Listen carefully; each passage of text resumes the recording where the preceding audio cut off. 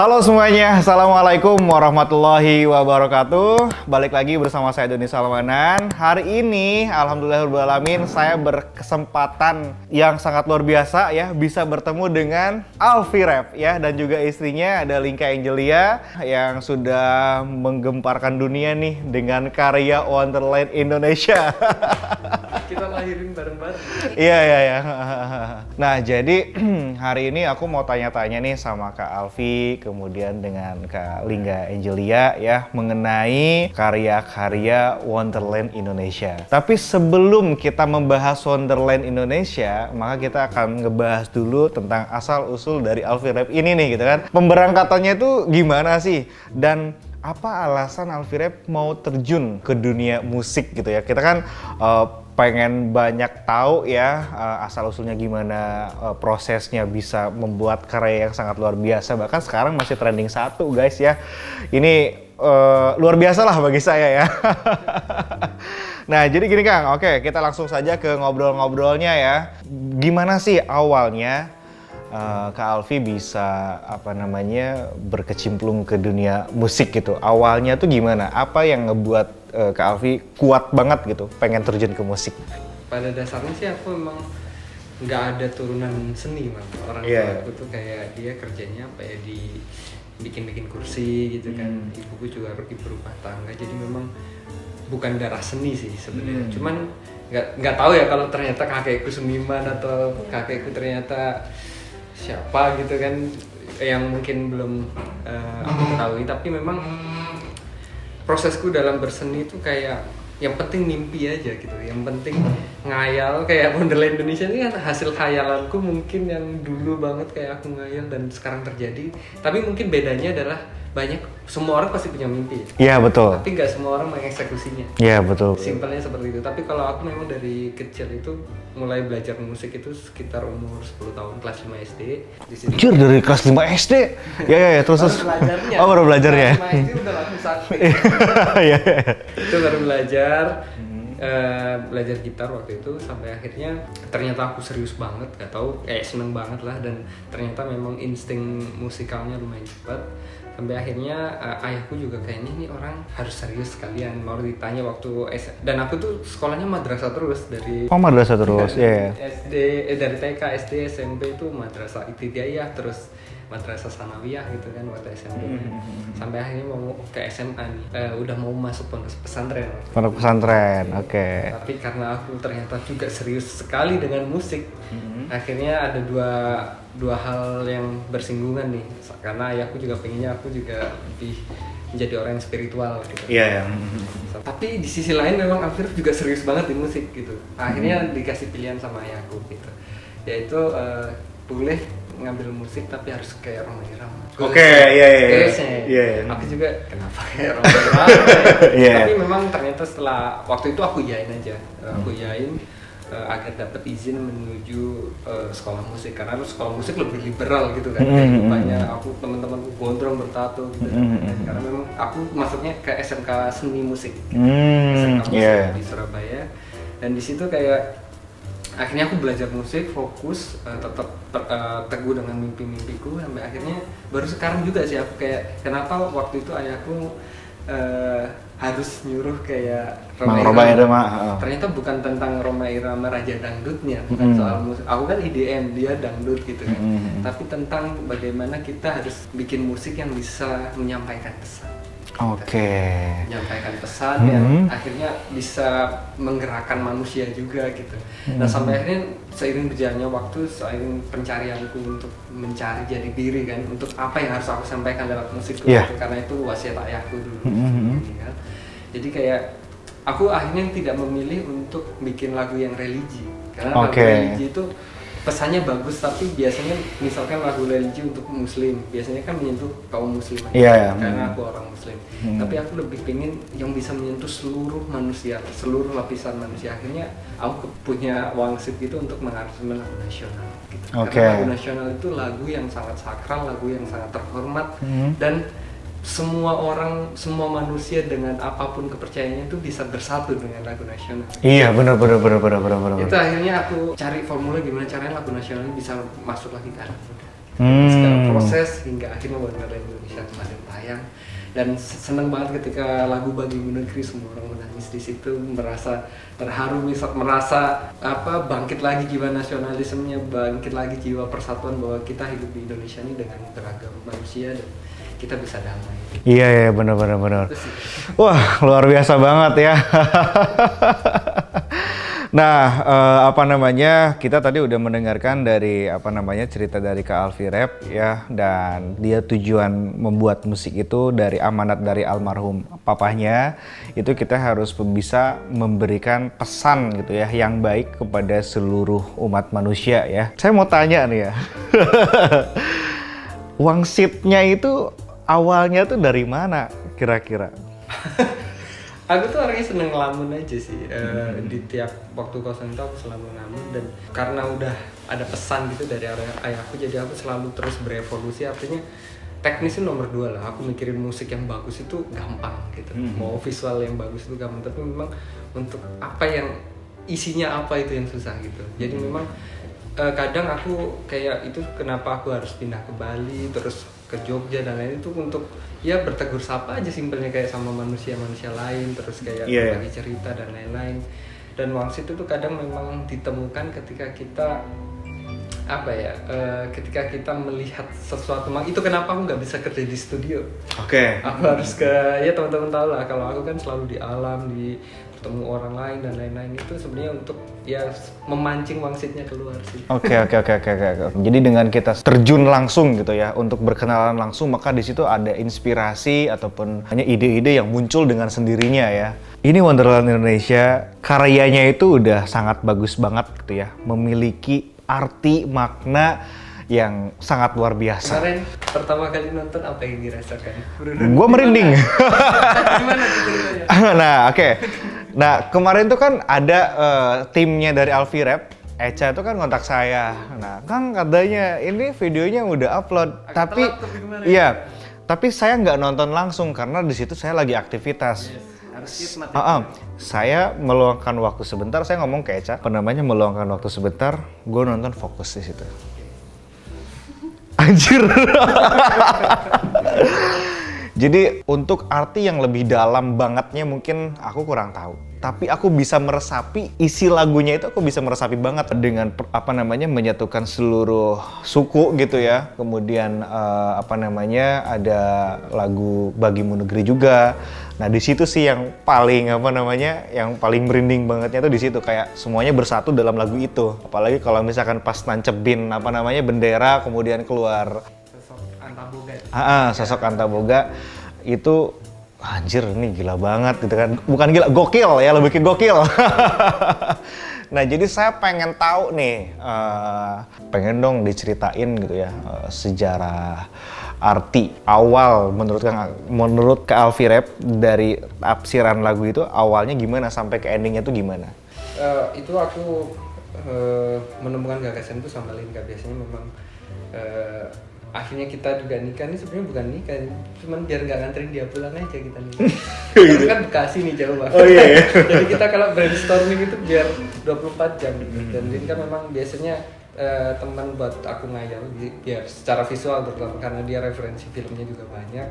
Jadi waktu itu ketika kepikiran untuk Wonderland Indonesia, aku bicara soal pulau terbang dan lain-lain, dia udah nyantol tuh, dia langsung bikin sketsnya gitu. Karena kan yang paling susah sebenarnya di Wonderland Indonesia adalah kita nggak cukup memvisualkan sesuatu yang keren dan luar biasa. Luar biasa pun nggak cukup karena Wonderland itu ya harus ajaib, karena Wonderland itu kan negeri ajaib gitu. Jadi gimana caranya kita bisa memvisualkan Indonesia tapi ajaib gitu. Karena menurutku memang Indonesia nggak cuman wonderful gitu, maksudnya nggak cuma luar biasa secara pemandangan alamnya, tapi gimana manusia itu bisa berbudaya, bisa hidup toleransi dengan yang lainnya, dan itu aku memang temukan di Bali gitu. Aku kan memang beda kepercayaan dengan mereka kan, tapi aku sangat dekat dengan mereka, nggak ada sekat gitu, mereka sangat menghargai kami dan kita juga menghargai mereka. Aku bisa tinggal di sana senyaman itu padahal situasinya berbeda secara kepercayaan. Jadi aku ngerasa malah Nusantara itu terasa sekali di Bali gitu. Sampai akhirnya tercetus Wonderland Indonesia gitu. Bukan bahwa Indonesia is not just wonderful, Indonesia is wonderland. Tapi sejarahnya mungkin Mungkin bisa cerita. Gimana nih Kak Lingga Angelia ya, untuk sejarah Wonderland Indonesia ini kira-kira gimana nih, dan persiapannya ini nih yang kita harus apa namanya? Aku jujur aja ini karya ini nggak akan lahir tahun ini tanpa Bro Doni. Iya. Jadi aku rasa ini memang sinergi yang memang Iya, iya. Dan aku yakin juga Bro Doni juga nggak akan terkoneksi kalau memang nggak satu visi. Iya, betul. Jadi pas apa namanya ngasih berita tentang Wonderland Indonesia ini gue langsung nyaut nih. Langsung. Anjir ini bagus. Nggak pakai pikir loh. Nggak pakai pikir. Dia lagi tambal ban lah itu. Itu luar biasa. Kan biasanya orang saya kaji dulu ya. Nah, jadi untuk prosesnya apa namanya eksekutif produser ya? Iya, executive producer. Seperti itu ceritanya. Nah, sekarang kita pengen tahu nih sejarah perjuangan Wonderland Indonesia itu kira-kira gimana nih kali nggak persiapannya? Sebenarnya kalau sejarah itu nggak apa ya, nggak diawali dari persiapan aja tuh sebenarnya nggak cukup. Karena awalnya itu dulu banyak sih yang membentuk Wonderland itu banyak. Gitu. Kayak misalkan dulu dari segi imajinasi. Yeah. Nah, masalahnya waktu aku kenal Alfi itu selera film kita tuh beda gitu. Aku pecinta film fiksi, animasi, terus fantasi lah pokoknya, Avatar segala macem, The Mummy segala macem. Iya. Nah, dia lebih suka film tentang kehidupan. Gitu. Jadi memang yang menyentuh gitu. Iya. Nah, jadi kadang pun kita kalau nonton bioskop tuh agak crash gitu. Kamu mau film apa segala macam. Sampai akhirnya aku nemuin titik di mana aku bisa maksa dia nonton film yang aku yakin kamu suka banget. Iya. Gitu. Nah, itu pun momennya dapat ketika kita lockdown. Gitu. Karena kita kan biasanya sibuk, nggak ada waktu kan. Nah, ketika lockdown aku akhirnya ngajuin please nonton film ini gitu. Nah, itu film Avatar. Oke. Memang apa ya, itu menurutku fantasi yang sangat bisa dapat trust para penontonnya gitu. Jadi karena mereka menggambarkan fantasi tapi dimix dengan budaya gitu. Sampai mereka tuh punya website yang di situ tuh terdapat data detail gitu. Jadi walaupun animasi tapi tuh ada data valid gitu. Kayak seakan-akan mereka menciptakan dunia kayak ini tumbuhan apa, ini hewannya apa segala macam. Sampai akhirnya Afi nonton dan ya sampai dia bilang, oh ini film nggak salah nih gitu kamu rekomendasi. Tapi someday kita harus bisa bikin kayak gini gitu. Oke. Kalimat yang aku ingat gitu. Oke. Terus kita mulai aja dulu, kita pasti bisa bikin animasi segala macam. Terus aku kayak mikir, aduh, aku salah gak ya ngasih itu film ini? Waktu Lingga ngasih tahu nonton film itu ya, film Avatar, kita sambut lah, dia bisa bikin segitunya. Tapi ya balik lagi, kita pemimpi yang bertanggung jawab ya, dia kayak gak cukup sih kita nonton, kita harus bikin. Harus bikin ya? Oke. Aku yakin meskipun seberat apapun, dia someday lah. Sampai awalnya tuh aku mau kita belajar dulu gitu. Nah, kita tuh cuma punya laptop MacBook lah gitu kan. Terus pas coba nggak bisa nih gitu. Sampai akhirnya sebulan setelah itu dia dapatlah support dari suatu brand laptop. Nah, dari situ aku mulai belajar walaupun masih lemot banget terus ya masih standar lah gitu. Sampai akhirnya ya itu berjalan sekitar 2 tahun lah gitu. Kita masih berdua waktu itu. Benar-benar berdua kita ngulik animasi karena nggak ada base-nya sebenarnya kan. Aku suka gambar, dia musisi dan sinematografi, udah kita terjun sama-sama. Kita animasi dari nol. 2 tahun. Dan itu pun tapi non-stop gitu. Non-stop. Bener-bener banget gitu ya di ini. Lagi pandemi nih, jadi kita fokus ke satu titik itu. Iya. Jadi ketika orang ngeluh pas lockdown atau PPKM, kita justru bersyukur ya. Berarti memang ini dari Tuhan, kita punya waktu untuk mendalami ini. Dikasih untuk upgrade lah dari. Iya. Karena segala sesuatu kalau udah difokusin pasti bakalan hasil ya. Kok kayak motivasi trading. Motivasi trading. Kalau ngebedik harga tuh harus benar-benar sama aja ya. Jadi awalnya tuh kan kalau saya baca, kalau saya lihat itu dari hasil nonton film kesukaannya Kak Angelia, dan kemudian dengan Kak Alfi ini satu aplikasikan dan dibawa ke Indonesia ini gitu ya. Dengan karakter Roma Irama. Dengan karakter Roma Irama ya, benar-benar harus bisa. Iya, nggak cuma keren tapi ada makna. Ada maknanya ya, penyampaiannya itulah ya yang sangat menyentuh lah kepada semua yang mendengarkannya. Bahkan ini sampai ke internasional loh, bukan di Indonesia doang. Tanggapan Kak Alfie sama Kalingga nih gimana nih? Kan banyak banget tuh yang nge-reaction gitu-gitu. Kalau dari aku sih, karena memang visi misi kita itu nggak cuma sekedar kita go internasional di luar, terus menyanyikan lagu yang standar internasional dan dikenal seluruh dunia gitu. Tapi nggak tahu itu orang dari mana gitu kan. Kita tuh punya mimpi gimana caranya Indonesia ini mendunia gitu. Nggak cuma Alfie Rev-nya go internasional, terus lagunya hits di seluruh dunia. Menurutku mimpiku nggak cuma segitu. Mimpiku tuh kayak pengen bener-bener kita bikin karya nih yang sampai orang wah ini bikinan Indonesia gitu. Sampai orang luar negeri wow international level sekali gitu loh. Tapi bahasanya bahasa Sunda, malah ada bahasa Sunda, ada bahasa Kalimantan. Kan lagu-lagunya banyak kan.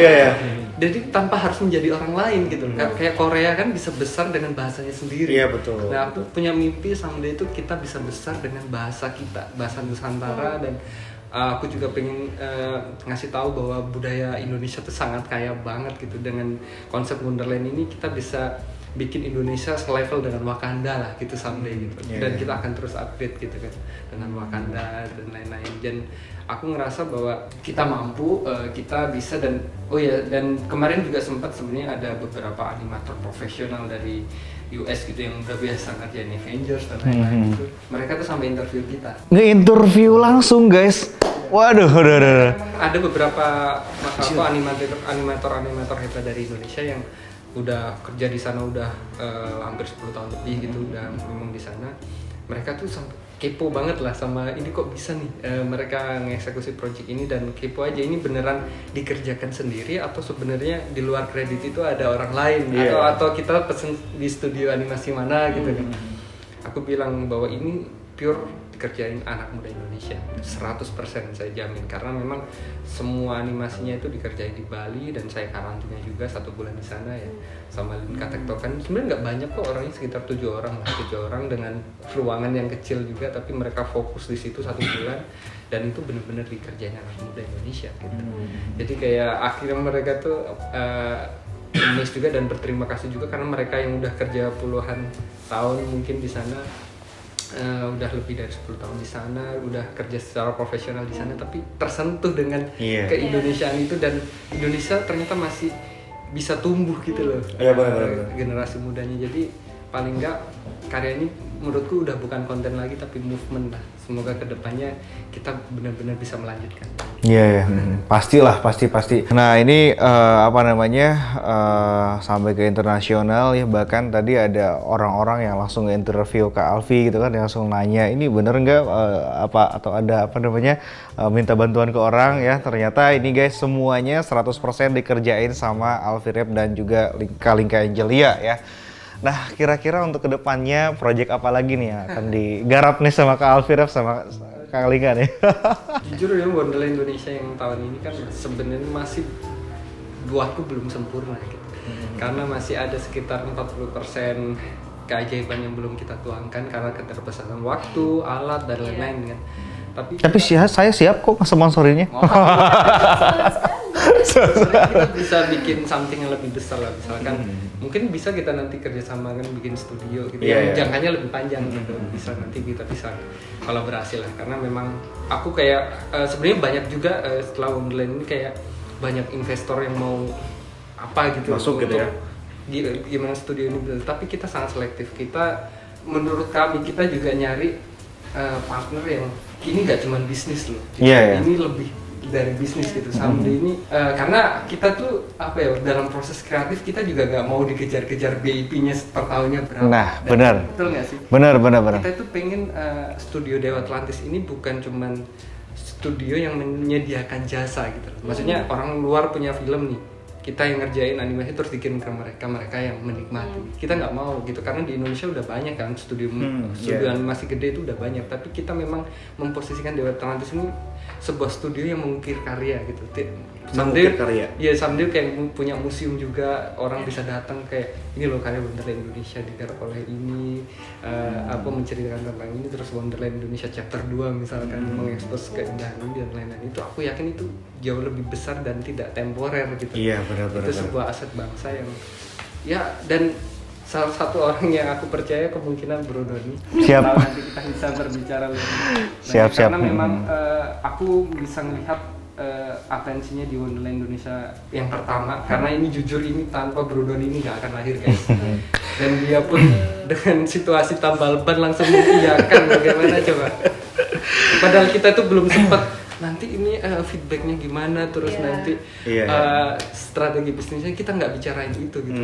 Karena mungkin visi misi kita udah sama ya, dan terbukti Wonderland Indonesia benar-benar kita sekelompok manusia yang percaya dengan satu mimpi, dan akhirnya sekarang jadi besar banget. Dan aku yakin impactnya nggak cuma AdSense YouTube ini. Nah, jadi gue mau cerita nih guys ya, awal mula saya bisa nyambung ke Alfie Rap nih ya. Nah, jadi ceritanya kan saya pulang dari Jakarta ke Bandung itu kan ban ngadak-ngadak bitu gitu ya. Nah, di situ saya masuk ke rest area dan lagi tambal ban. Saya duduk di di tempat tambal ban, digembrong rengit ya pokoknya namanya. Tahu rengitnya nyamuk. Nah, di situ sambil ngecek permintaan pesan di Instagram. Nah, di situ ya namanya juga cowok ya, pasti cewek dulu yang dilirik gitu ya. Nah, ada Echa Putri namanya teh guys, nge-DM saya. Nah, bawa nama Alfie Rap. Saya kan langsung, anjir Alfie Rap ini bener nggak gitu kan. Karena ya saya udah tahu Alfie Rap ini udah lama banget, bahkan dari sejak lagu Senja dan Pagi ya. Itu saya ada sedikit halu nih. Pas Linka sama Alfie jalan-jalan pas nggak tahu lagi lari atau gimana pas hujan, anjir vibes-nya teh kena banget gitu loh. Ya aing baheula di Braga siga kieu jeung awewe. Iya. Bayanginnya di Braga. Gue bayanginnya kayak gitu. Dulu kan pengen banget gitu ya punya pasangan yang berjuang bareng-bareng gitu kan. Ya kalau main nggak usah di tempat mewah, dimanapun jadi asalkan asik gitu ya. Nah, aku tuh masuk ke vibe-nya di video yang itu gitu loh. Cerita ya. Nah, terus gue pas merindingnya itu pas di akhir waktu yang penyampaian kamu sama Linka. Pokoknya di atas bukit itu, anjir gue pengen dong kayak gini. Sampai kayak gitu. Balik lagi tuh Roma Irama ya. Jadi emang bener nih penyampaian lagunya tuh kena banget gitu, bukan Wonderland Indonesia aja ya. Kemudian ada Beautiful We Are. Nah, yang itu saya sering banget dengerin lagu itu. Nah, kembali lagi ke ceritanya. Nah, setelah itu saya nanya nih ke Alfie, ngecek Instagramnya Alfie. Anjir di follow back, gitu kan. Ya seneng ya, kita suka sama karyanya terus kita di follow back sama sama orangnya, otomatis kita seneng banget gitu ya. Nah, setelah itu saya ngekonfirmasi di situ, ini bener enggak dari Alfie Rap. Saya dengar satu kata aja, bener, ini dari kita lagi gini. Oke, ya udah percaya. Saya lanjutin ke Echa, nggak ke Alfie gitu kan. Makanya saat ini semuanya diwakilkan ke Echa gitu kan. Nah, di situ ini gini kita lagi punya proyek gini. Karena emang perlu dicek juga kan. Penipuan juga. Iya, di situ saya masuk, anjing halus cekarna. Itu nggak lama guys. Ya udah, tunggu dulu sebentar, saya lagi tambal ban gitu kan. Jadi ketika saya mensponsori semua project Wonderland Indonesia ini, saya tidak memikirkan feedback apapun. Jadi feedback ke guanya apa nih? Gua udah ngeluarin segini, gua harus dapet enggak. Jadi bener-bener ikhlas. Anya geus we. Jadi saya percaya ini orang punya power, punya semangat yang tinggi untuk menciptakan karya. Ya udah, saya dukung itunya. Jadi saya nggak mikir wah nama gue jadi naik misalkan, itu malah nomor berapa lah gitu ya. Tapi dengan semangatnya ke situ, ngelihat ke karya yang akan dibuatnya, maka di situ saya nggak banyak lama, ya udah let's go gitu kan ke Echa. Nah, di situ nggak lama juga kita langsung video callan setelah saya nyampe rumah kan. Karena kita juga titik di mana kita mau nyerah nanti. Satu hari lagi kita akan tunda. Mungkin ini udah ya segala apapun yang terjadi di sini kan atas izin Tuhan lah gitu ya. Udah jalannya kita harus kayak gini ya, maka alhamdulillah bisa tercipta Wonderland Indonesia ya. Nah, jadi seperti itulah untuk cerita saya bisa mensponsori karya Alfie Rap ini, dan alhamdulillah karya ini bisa menyampaikan pesan yang sangat penting dan menyatukan bangsa juga ya. Oke, ini nih saya dapat box ajaib. Ya, ini ada namanya ref. Ini apa nih Kang? Apanya? Isinya apa nih? Bukan dong. Ilmu ya? Ilmu ya? Saya ambil ilmu Alfirep ya ke saya. Anggap aja ini saya dari titisan Majapahit dan titisan Siliwangi kan. Siap Prabu Siliwangi. Anggap aja ini keris. Chris, oke siap. Saya terima Kang.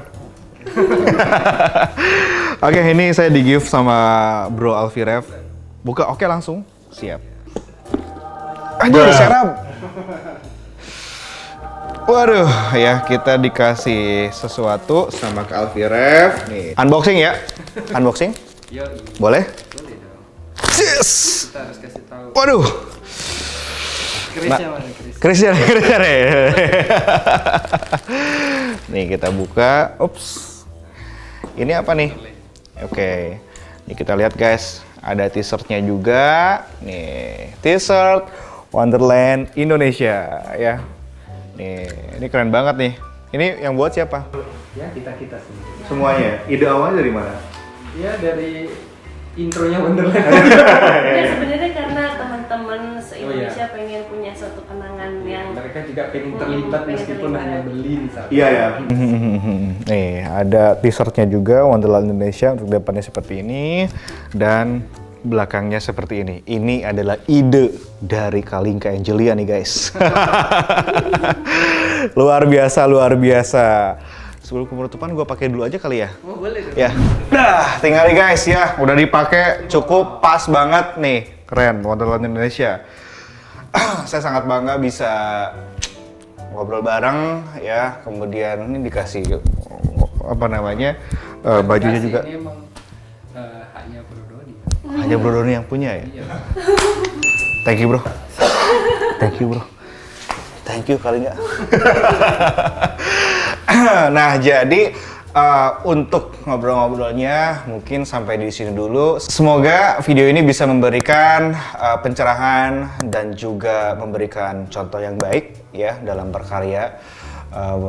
Lika-likunya dari Kak Alfirep, kemudian prosesnya, perjuangannya, semangatnya terbentuk menjadi satu sehingga bisa menjadikan Wonderland Indonesia karya yang sangat luar biasa yang go internasional dan juga pesan Rhoma Iramanya. Bro, terima kasih, ini pesan Rhoma Iramanya nih kena banget ini. Oke, nah mungkin gitu aja dulu dari saya. Saya Doni Salmanan dan juga Alfirep Kalingka Angelia. Mohon izin pamit, mohon maaf bila ada perkataan saya yang kurang enak atau yang salah. Saya izin pamit. Wassalamualaikum warahmatullahi wabarakatuh. Bye.